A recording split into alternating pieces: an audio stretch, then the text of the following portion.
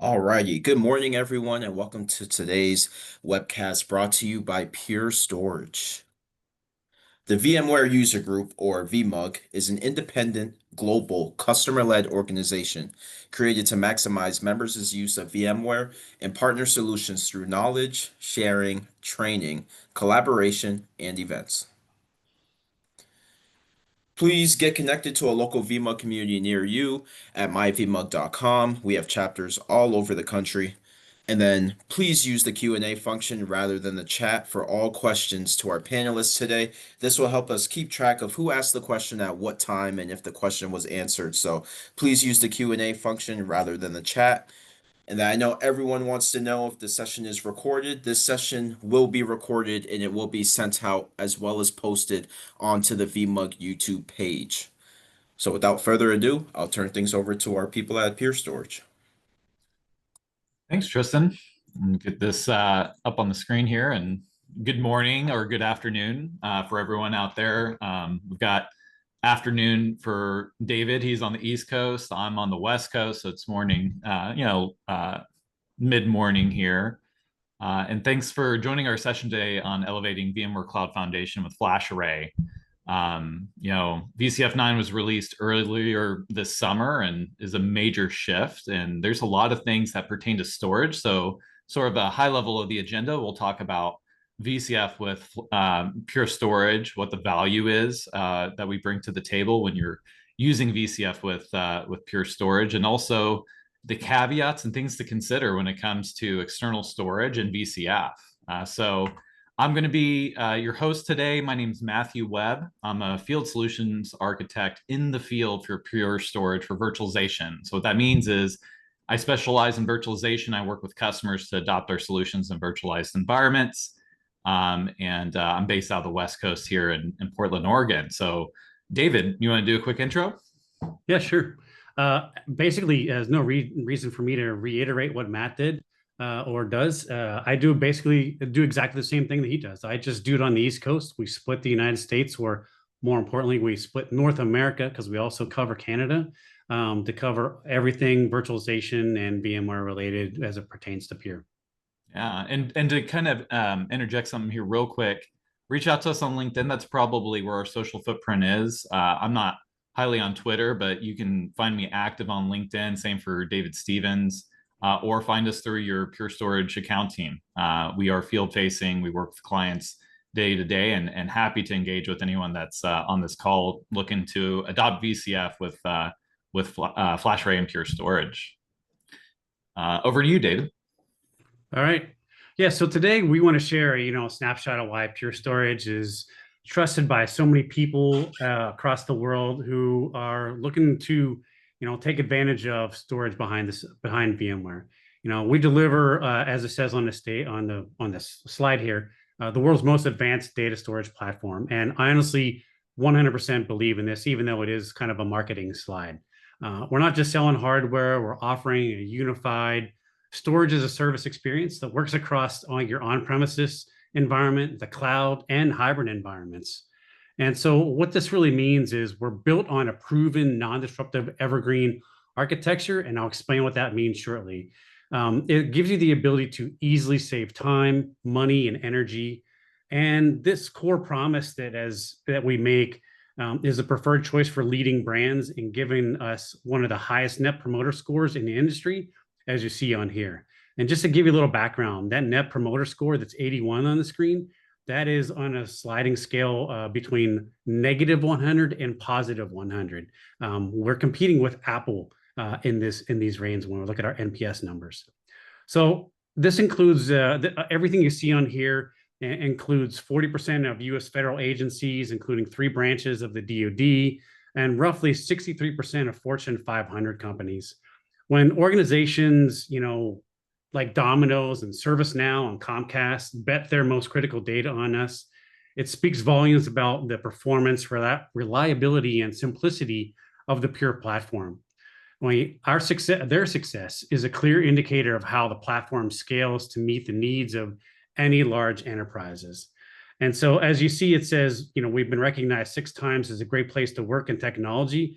And I will echo that, and I'm sure Matt will do that also. is we enjoy really working every day, working together. It's a great location and a great company to work for. We also have been consistently recognized by analysts, including the Gartner Magic Quadrant leader for the last 12 years, which is pretty impressive because it's actually better than all of our competitors out there. And so, second to all of the critical differentiators I have already mentioned, our technology is engineered to drive unparalleled efficiency across the entire platform. All of our customers achieve 5 times less energy consumption, 5 times less rack space needed, and at least 90% less e-waste generated compared to traditional storage out there. And I mean something like an SSD. In an era where every company needs an ESG strategy, that's Pure Storage offers a path to meeting your sustainability goals right out of the box. So in short, we deliver a modern, unified platform that's trusted by many global leaders out there and validated by analysts. So go ahead to the next slide there, Matt.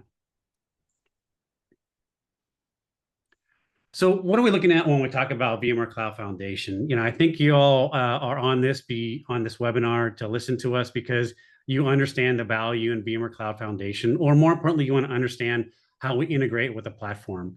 We integrate across all the different storage protocols. That means, and Matt will get into a little bit of this in some of the upcoming slides. We integrate directly with the platform, not only as a primary storage or a principal storage option with Fiber Channel and NFS. We also can be supplemental storage across all the other storage protocols that are out there. That means iSCSI, NVMe over Fabric, even NFS 4.1 for anything that you need. And even though this is built on core technologies, we can that allows you to converge your compute, networking, and storage all together.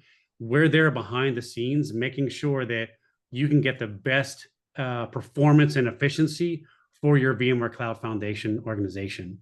And then behind the scenes, we also provide automated fleet management. This is a new technology that's recently come to bear in our solution. And really, it's like a V2 version of our fleet management technologies. It gives you the ability to do automated workload placement and take advantage of AI operations across our entire fleet. And then this gives you the flexibility to work.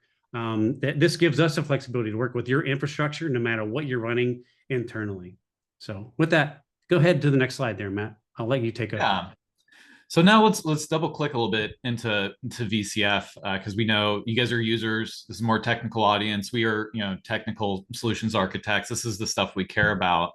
I didn't talk a bunch about my background, but I did work at VMware for 7 years and actually covered the VCF product from 17 to 20. And I have to say, this is a major shift. I think we're all wondering after the Broadcom acquisition how big of a shift this would be, and it's a big move. There's a number of tools that have been aggregated into VCF operations. I'm sure you guys are aware or becoming aware that the licensing structure is built out of VCF operations. So now, let's talk about what VCF is today and kind of I'll compare that throughout the presentation to like the 5.x days and the previous days. So at first we have like kind of a new object above the instance. So now we have a VMware Cloud Foundation fleet, and we have tools that work at the fleet level. So we have VCF operations and automation, and those will work across your VCF instances. And then you have your VCF instance, which has the software-defined data center components that we're used to. vCenter, vSphere, NSX. SDC Manager is still there, but it is being deprecated because all the tooling that, or the operations that SDC Manager was providing is being fed into VCF operations and being consolidated. And having done a greenfield install in our lab recently, I can say it's more approachable than it's ever been. You may remember the massive VCF spreadsheet and all the things you had to configure in the JSON file that would output. It's actually more just DNS entries and a workflow to fill out. So again, just kind of touching on the high level of VCF, this is a really big change, and I would say it's more approachable and the most flexible, especially to external storage than it's ever been in the past. If you think about the 4.x days, I mean, there was days even when vSAN was required for the management and the workload domain both. And then it was just for the management domain. And now what we'll get into a slide here soon is actually you could use external storage in the management and the workload domain. That's one big thing we want to take away here. And what we really want to show is how Pure Storage fits into the VCF architecture. So it's not just FlashArray supporting your workloads. It's the vCenter plugin and the engineering we've done to optimize operations within vCenter itself. It's information flowing to VCF operations, which was previous ARIA operations. We have a content pack to make sure that you have the data you need to make your dashboards and include storage into those dashboards for troubleshooting and monitoring. We have FA workflows for automation. Obviously, everyone knows us for our FlashArray family. That is the primary product that we leverage for data stores for our virtual machines, whether that's NFS or block. We do both. We are a multi-protocol array. We'll talk a little bit more about that. David talked about Fusion. Fusion's very exciting, and obviously a lot of people know about vVols being deprecated. And if you wanted storage policies to kind of continue with that type of model of a known state or a preset that makes sense for a certain type of workload, Fusion could be a good replacement for storage policy-based management in vVols as you guys move off of vVols and want that storage policy type functionality. We have Pure Protect for disaster recovery if you're looking at protecting VMware workloads. Pure One is our monitoring tool in our cloud. So one of my favorite statistics about Pure One is the amount, the percentage of customers that we actually reach out to them because of the telemetry that gets sent to us around opening and auto-generate support tickets. I want to say that number is like 70% of support tickets are automatically created for our customers because of that telemetry, which is very helpful for users that use our product. And then David already mentioned elegantly, and we'll go into deeper detail around our Evergreen architecture and how that's really differentiated us in the market. Okay, so again, if there's anything I want you to take away from this session, it's this thing right here. It's how does external storage work with VCF? Because again, VCF has a history and it has changed over time. So it's not it's not your grandfather's VCF, even though VCF isn't necessarily that old. So first and foremost, are you deploying VCF or not? If you're not, I'm not sure why you're on this presentation. Maybe you just love us and we're happy you're here. But if you're not deploying VCF, then there's not much more for you here. But if you are deploying VCF and you've got two options. You've got a new greenfield install, or you converge your existing environment. That's kind of like what was historically referred to as a brownfield import. So VCF 9 does support brownfield environments, and that's called converge. You're converging your environment into a VCF environment. So let's talk on the new deployment model. If you're doing a brand new install of VCF, there is limitations but options for external storage. If you've got FlashArray, for example, you can deploy your VCF instance, which will deploy a management domain on VMFS over Fiber Channel or NFS v3. Obviously, vSAN is still there, and that's still an option that you can leverage. But if you want to use external storage only, it's Fiber Channel or NFS. And we've got some content already on our support docs. I'll pop that into the chat while DS2 here, David Stevens is talking.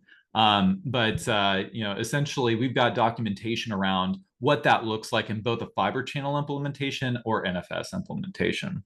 Now, if you're converging an old environment into VCF 9, there really is no limitations. It imports the vCenter and whatever data stores that vCenter and those ESXi hosts have.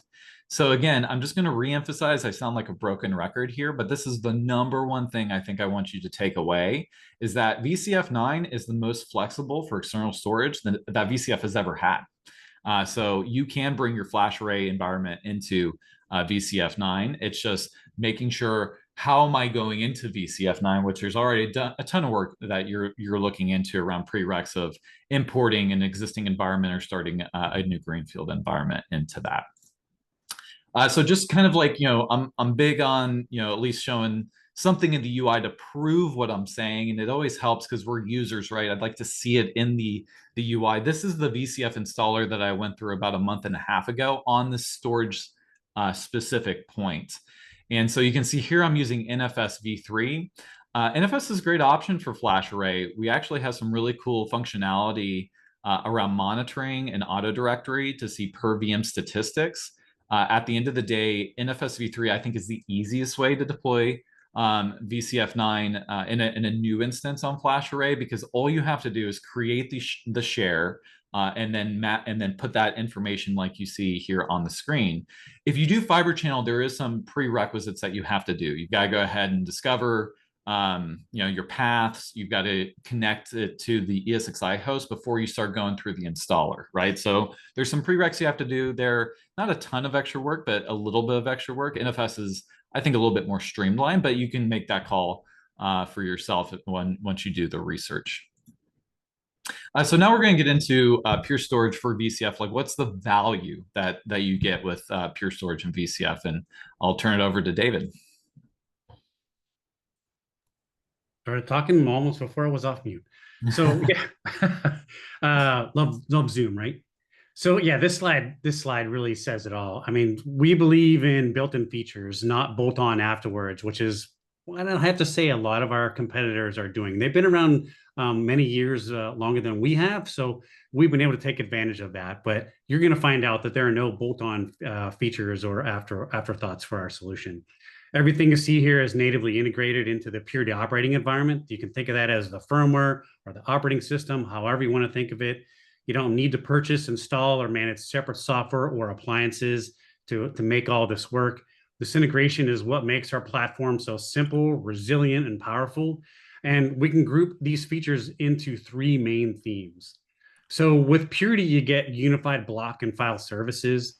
That means whether you're supporting structured databases, that means block primarily, or in structured data like home directories and backups, that typically means file-based file systems in this instance. You can manage it all from a single pane of glass, eliminating storage silos across your infrastructure. And so to drive efficiency, we bake in data reduction and compression, and it's always on, maximizing your effective capacity on our arrays. And in a few slides, actually, I think it's the next slide, I'll get into some capacity numbers later, or shortly. So finally, we ensure your IT operations are effortless. Features like non-disruptive upgrades and live workload migration mean you can perform maintenance, scale your environment, and refresh hardware without ever impacting your applications. And this eliminates maintenance windows and gives you truly always-on operations. I will say that when I first got the Pure, I'd heard about non-disruptive upgrades. I've worked for several other storage companies in the past, and they always tried to talk about non-disruptive upgrades. I have to say, we 100% can give you non-disruptive upgrades. It really gives time back into your weekends, so you don't have to do any of this on the weekend if you don't want to. So continuing on, next I'm going to talk about resilience and security. Go back 1 second there, Matt. Oh, sorry about that. That's all right. Get ahead of the class here. Yeah. So resilience and security are crucial to everyone's environment. This is a huge threat landscape for all of our organizations, not just at the storage layer. But the nice thing is this is built into our platform. And so when you look at this, we give you features like ransomware remediation, and with immutable snapshots, you always have a clean recovery point to quickly roll back to and minimize downtime from attacks. So the way we look at it, this is like the ultimate protection. Yes, some of our competitors do the same thing, but we include all of this without any additional licensing. And then we also include replication. We do synchronous replication, as I've answered a question about that already. Our business continuity. We also do what we refer to as continuous replication and a traditional async or snapshot-based replication in our system. So we've got all things covered when it comes to data protection in this. And then encryption is always on our solution. And so it ensures your data is always protected no matter what you do. And we've also started integrating some capabilities when it comes to compression or encryption to encrypt that data across that wire, so you don't need to worry about how that's moving and who's intercepting that.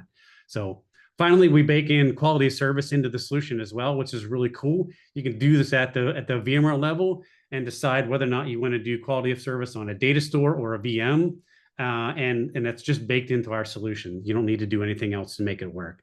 So these built-in features are why our customers see faster deployments and lower total cost of ownership when using Pure with VMware. Go ahead to the next one there, Matt. Awesome. All right. So when we talk about a flash array for all of your virtualization needs, we really, really mean it. I've been here long enough to know that that we have started our journey with VMware many, many years ago, and we've just continued to get better over time.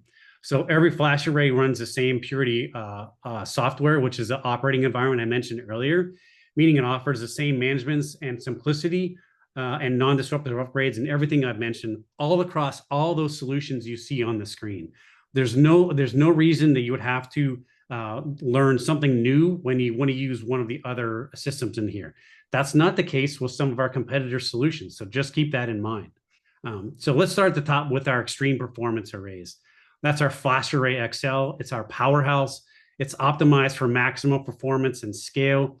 When you need the lowest latency possible for your most demanding databases or virtualized tier 0 applications, which is really where we see the FlashArray XL used, it delivers that in spades. It boasts an incredible 150 millisecond or microsecond latency, and up to 45 gigabytes per second, not gigabits, but gigabytes per second throughput on the solution. It's built for the most aggressive consolidation workloads you have out there. And then the FlashArray X, it's next down in the performance tier, but it still does, still holds its own. It provides up to 250 microsecond latency. It's performance optimized, but not the maximum performance for your overall environment. And it's a workhorse for mission critical virtualized applications and high performance transactional workloads. So that leaves us two more in our on the slide here. So when it comes to density and economics, this is really where the FlashArray C and the E really shine. The FlashArray C, you can think of that as our capacity and performance balanced array. Nice way to keep track of that because of the C part in it. It leverages QLC flash on the back end, not TLC flash, and offers hybrid disk economics. So think of that as spinning drives. And the E is even better at dealing with that or handling that sub-disk spinning disk economics. The FlashArray C is perfect for large-scale VM farms, mid-tier databases, and general file services, and it offers a capacity up to 4.2 petabytes raw in a 3U chassis. Pretty impressive. And then the E, this is really the archive tier of our solution. It's purely capacity optimized. It's how you consolidate all your large scale-out database backups. It really shines well at backups. And secondary storage on your an all-flash platform. A lot of folks think they don't need all-flash for backups, and in general, that's probably the case. But we've been able to bring flash down to spinning drive and archive tier pricing, just like you can get out of other solutions that still use spinning drives in their system. And the FlashArray E, in just one chassis, scales up to 6 petabytes, and we can expand that even further by you adding additional disk shelves on the back end of this. All of this, if there's one thing to take away from this, is you don't have to compromise on which one you pick. With the FlashArray family that you see on the screen here, you can choose the array optimized for your specific workload, knowing that you get 100% all-flash technology behind the scenes and a same evergreen subscription that gives you that non-disruptive upgrades. All right, so this is a really cool one, and I forgot to bring my my direct flash module, which you see on the screen. It's always cool to see it in real time. I usually have it. I just forgot to grab it this morning. But this slide illustrates that is the secret, one of the pieces of the secret sauce behind our efficiency and performance. So direct flash is very different. It's different than traditional storage, such as traditional SSDs used in our competitor solution. And because SSDs have a complex controller that hides the data in the NAND flash from the array on traditional. We threw that piece of the SSD out, and we've removed it, which also removes some of the latency introduced by using traditional SSDs.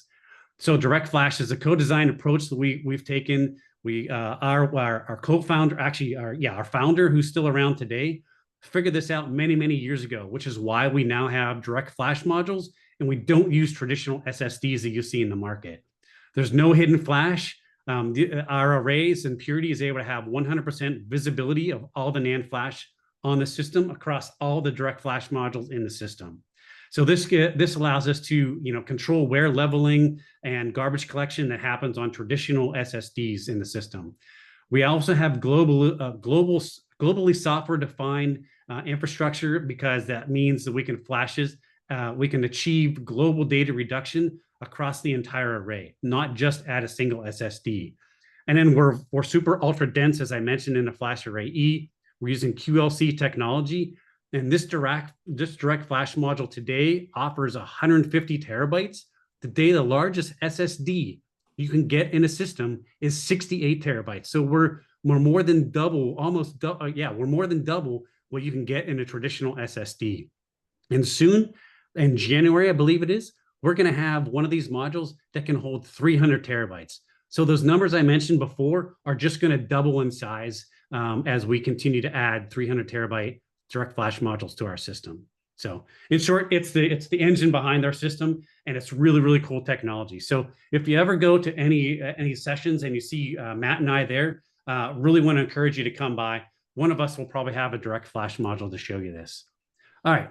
So next, when it comes to deploying and provisioning, I mentioned a little bit, and Matt mentioned it. We talked about Fusion, and we also have a vSphere plugin that you can utilize that prevents the ability for you to need to go back and forth between two UIs. You don't have to go between the FlashArray UI and then in Virtual Center.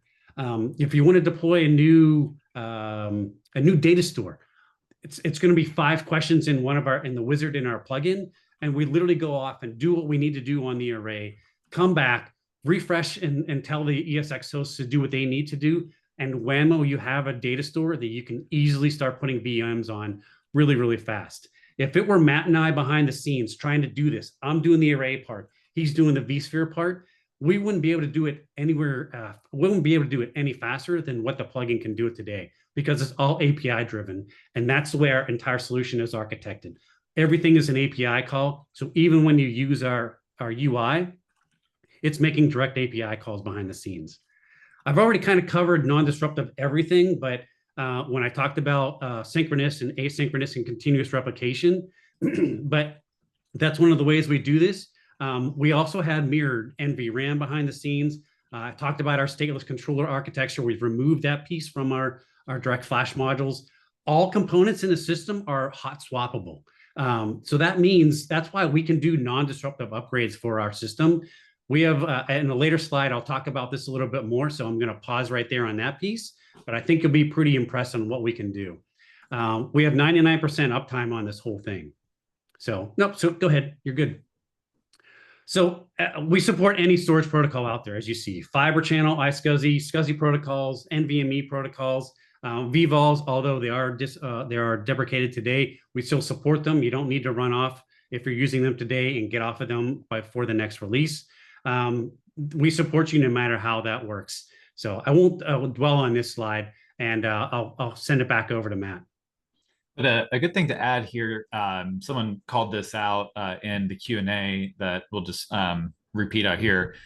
For VCF, it is FC SCSI, not FC over NVMe. So that is a great call out someone had put.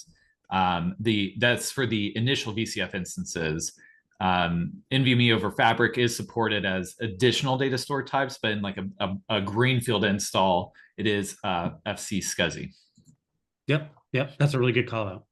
All right, so Matt and I have kind of alluded to this really cool technology called Fusion. Today we put a name on it.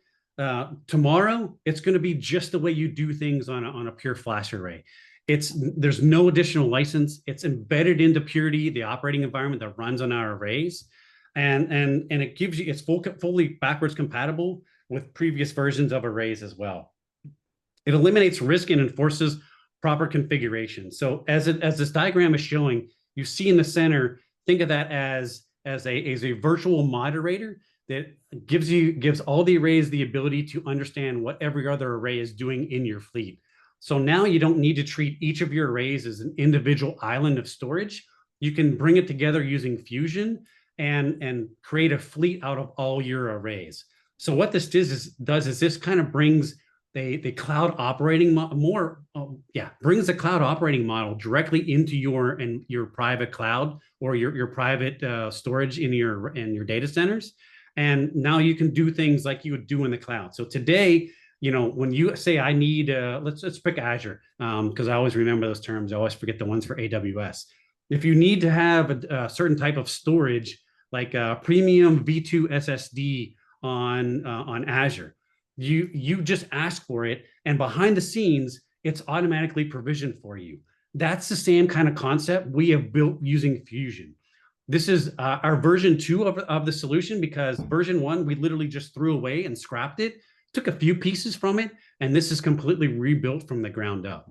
So I'll pause there and see if there's any questions that come in while Matt takes the next couple slides here. Yeah, so now we're going to move into so this is like a lot of the things David's talked about are great value propositions for Pure in general. It's good for VMware environments, but also for environments that may be using different types of workloads besides vSphere storage. So now we're getting into like the engineering we've done to integrate with VMware. Of course, we have VAI functionality that gives us the capability to do the things you come to expect, like Xcopy operations and those cloning operations faster. But also we have our vSphere client plugin. This is probably the most popular engineering effort that we have across our customer install base.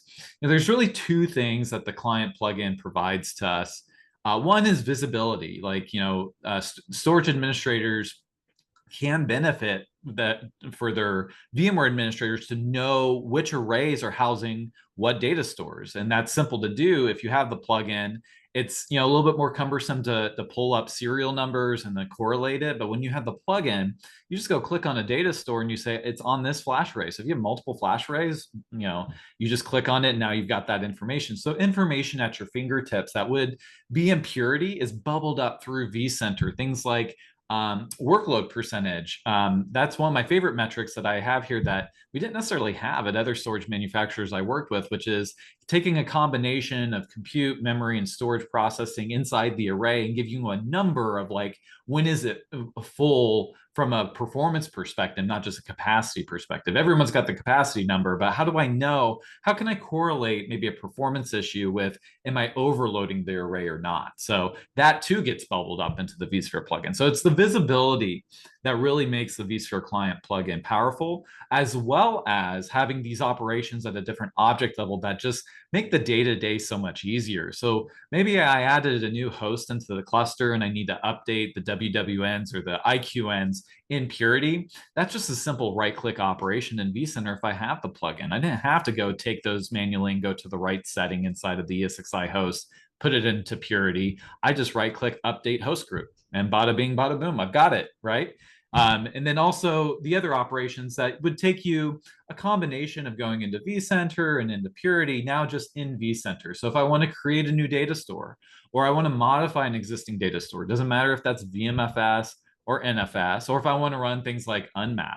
So again, it's the visibility and also the operations around it. And there's more to be done here too. We have a roadmap for this product to include additional things like bring import disk operations that we've had in vVols to other things like VMFS and NFS. So more to come on the plugin. We'll continue to invest in this. This is a big hot item that a lot of customers look for from us. And beyond that, we have integrations across the full suite, right? I mean, that is what VCF is it's the entire suite of products. It's not just vCenter and vSphere. So we have integrations into, not necessarily VMware tools anymore like Horizon, but, Omnis's VDI platform, Tanzu, obviously virtual volumes. There was a question around vVol guidance and migration guidance. More to come there. We will have more content around that, presentations. Don't have it quite yet, but we do field those conversations with customers on a one-on-one basis. So reach out to your account team or reach out to us directly and we can walk you through that. And then of course, the ARIA suite's been rebranded to the VCF Ops and Automation. We talked about that in the previous slide around the capabilities there. We also have a virtualization assessment. We can go through and look at your inventory, look at the metrics that vCenter is providing from a compute, memory, and storage perspective, and provide guidance of how we can optimize our licensing costs or even optimize our hardware costs. Like maybe, there's been increases in costs and you're looking at where can I cut to make sure that I'm fitting in budgets. We know budgets aren't necessarily growing. You've got to find ways to stretch the dollar. This is a great way to do it. It's to look at a virtualization assessment that we can provide, and that's all done through Pure One. And then also we have what's called the VM analytics section of Pure One. So you're looking at an older screenshot, but a screenshot nonetheless of Pure One under our fleet. So you see appliances and subscriptions. This virtual machines option, if you deploy the OVA has kind of two services it can provide. It provides the plugin that we were talking about previously into vCenter, so you can streamline those operations and see what Purity is giving us into vCenter. And you can also enable a service to do this VM analytics, so it sends telemetry to Pure One, so we can have more visibility of a graph of a view like this. And the idea behind this is, if you're a storage admin, or maybe you're the vSphere in storage admin, I know you've been in that situation where this thing's slow, I think it's storage. This gives you an idea throughout the stack. Is it really storage? It's not uncommon to be in a scenario where the VM guest latency is far removed from what the storage latency is. And that typically comes from really just vSphere best practice configurations. Where's your queue depth settings? Are they appropriately customized across the board if it's a heavy VM? It could be things like, vNUMA boundary crossing. It could be over allocation of CPU. It can be a ton of things. One that was easy to produce as a demonstration is I could just do a bunch of vSphere snapshots, not SAN snapshots, which are highly efficient, but vSphere snapshots to kind of increase that latency when you make that redo log chain. So this can be really helpful to troubleshoot issues. And over to David on Evergreen. Oh, still on mute. Yeah. Once again, okay, you're working hard to get the Q&A. You guys have some great questions. So we get into it. It's easy to forget. Yeah, this has been great. Yeah. So yeah, gotta love Zoom once again. All right. So this is kind of marketing slide. So just bear with me here.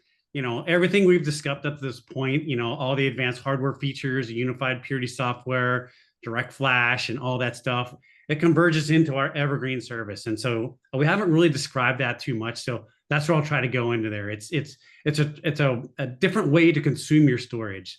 I talked about the cloud operating model, and this slide kind of sums all that up. It gives you the ability to pay for your service, pay for your storage in multiple ways. So the modular design that's displayed on the screen here means you can expand your capacity or upgrade to the latest controllers without forklift upgrades. Remember, that's the non-disruptive upgrade that I talked about. This really does work, and we've had customers that have been with us almost since the beginning of time who have taken advantage of this, and I'll talk about that on the next slide. So this completely changes the traditional 3 to 5 year painful storage refresh cycle where you're like, hey, the next version of the storage platform you're using today requires you to migrate your data and do a forklift upgrade over to there. With Evergreen and the technology behind it, it provides no planned downtime, no more weekend maintenance windows just to upgrade your system. I've seen and talked to many customers who have mentioned that this gave them time back in their lives, that they didn't have to do all this on the weekend. And I'll say, I used to be one of those guys on your side of the webinar right now. I used to manage a lot of storage in VMware environments. There's no data migration, as I mentioned, because we're doing this non-disruptively. Your data stays in place. And just as an example, if you want to take a controller and go from an we talk about our solutions in releases. So right now we are on release 5, but if you're in release 4 and you want to move to release 5 of our platform, for other companies, they will just come out with a new name for a product. We just keep the same name. We put R4, R5, R6 behind it. Your data stays in place. We basically pull out one controller. We put a new controller in, an R5 controller, when going from R4 to R5. We then do there's some work that needs to take place behind the scenes. You then pull the other controller out, put it in. It then syncs with the other brand new R5 that's in there, and literally call it a day. You just upgraded your entire storage system. And in general, when you do that across our entire system, you get pretty much an average of a 30% performance boost just by doing these controller swaps. And you didn't have to do a forklift upgrade. You didn't have to move your data around. You didn't have to migrate it to something else. So this really provides operational efficiency back into your life and makes things easier for you going forward. All right, so this slide shows our proven track record. I've kind of talked about it on the last slide and throughout all the different things. This talks about how we started way back in 2012, and it stops at 2024. So it does start with the R4, but I did mention we have R5s. But just bear with me as I talk through the slide here. In the 12 years, we've delivered 80 times more total capacity and 112 times greater rack density just by doing upgrades and in-place upgrades of our system. This allows you to consolidate massive amounts of data in your data centers. We have 13x improvements in performance and 62 times less power per terabyte. This is important for people who are power constrained in their data centers. This dramatically lowers your overall TCO and your environmental footprint in your data centers. And then we do this all while delivering, over the lifetime, 2012 to today, or 2024, 31 major software releases and 10 hardware generations. We've done this for customers. The customer I was referring to earlier started back in 2012, and we'd always talked about how long our guarantee is for our hardware. We'd come out with 10 years back then. Well, recently we had to talk to them because they hadn't taken advantage of the free upgrades. And we had to tell them that you have to take advantage of them. They were still in the R1 version of our solution. We're like, please take advantage of it. We will help you get there quicker than doing this manually on your own. And we literally did a non-disruptive upgrade of their overall system from R1 to R4 at the time. This was last year before the R5 came out. And we were able to give them a complete upgrade and software upgrades and hardware upgrades without any downtime. It was a beautiful thing. All right, with that, I'll let you take over the next slide here, Matt. Yeah, so we would be remiss. We've talked a lot about FlashArray, and FlashArray is the primary point of conversation because we're talking about VCF, right? So FlashArray really is the most relevant product in our portfolio to talk about, but there's still other products in our portfolio that do apply here, and I want to be specific in that. So we've talked about FlashArray and the benefits it can provide and performance, the ease of use around Evergreen, the integration with the plugins that we have. All that exists on FlashArray, and that's the goodness that we've been primarily focusing on. FlashBlade itself is not recommended for vSphere environments. It's recommended for a completely different set of use cases. So if you think of FlashArray, it's more of a vertically aligned system with low latency and high I/O and high throughput. FlashBlade is meant for more parallel processes, not singular like virtual machine data store type of processes for object and file. So it serves a different use case. So you don't quite get the lowest latency when it comes to more of like VMware based data stores. Again, just not designed for that. It's meant for that scale out architecture versus a scale up architecture for things like AI and ML object usage. If you've got maybe containers that you run in virtual machines, maybe you run Kubernetes on top of virtual machines, and you're starting to build applications that call out to object versus just housing it inside on stateful virtual machines. FlashBlade's a great solution for that, which you should look at. So again, FlashBlade is more for sort of think of it as like the guest OS access level, not the actual data store that the VMs sit on. That's where FlashBlade fits in, and is a great product. We've had massive growth in this product because unstructured data is just growing exponentially. And we didn't give enough time to Pure Storage Cloud. I think there's going to be another session next week that you guys should look out for if you're more interested in that. This pertains to workloads that are running in Azure and AWS. And if they could be VMware or they could be native instances on Azure VMs or EC2 instances. The idea is to build a SAN in the cloud using the same software engineering that we've done, but re-architecting it to work with the underlying cloud offerings that we have in managed disk or EBS, not EBS volumes, but volumes inside of Amazon's data center. So Pure Storage Cloud, both big takeaway. Both for VMware-based workloads in the cloud, so think EVS, Elastic VMware Service, or Azure VMware Solution, but as well as native cloud VMs, Azure VMs or EC2 instances in those. And then, of course, it wouldn't be a presentation without going over learning more. Feel free to scan these QR codes. We have technical walkthrough demos that Jason Langer's been working really hard on. They're great walkthroughs. If you want to see end-to-end what the vSphere plugin can do, go check that out. We're also going to have new videos around a walkthrough of how to deploy VCF on Pure Storage. So that's to be coming out soon. The VMware Platform Guide, we have multiple team members that work really hard on support.purestorage.com and making sure that content's up to date. You see something off, reach out to us. We're constantly updating this content to make sure it's fresh. And then to learn more about FlashArray, check out the QR code on the right.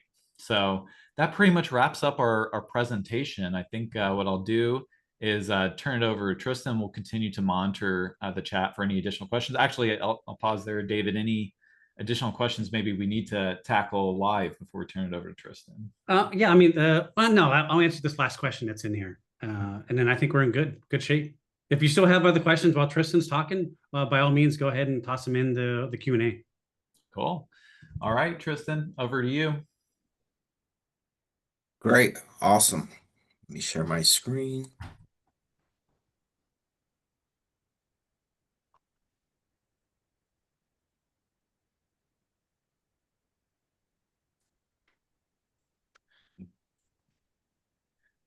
Thank you, Dave. Thank you, Matt.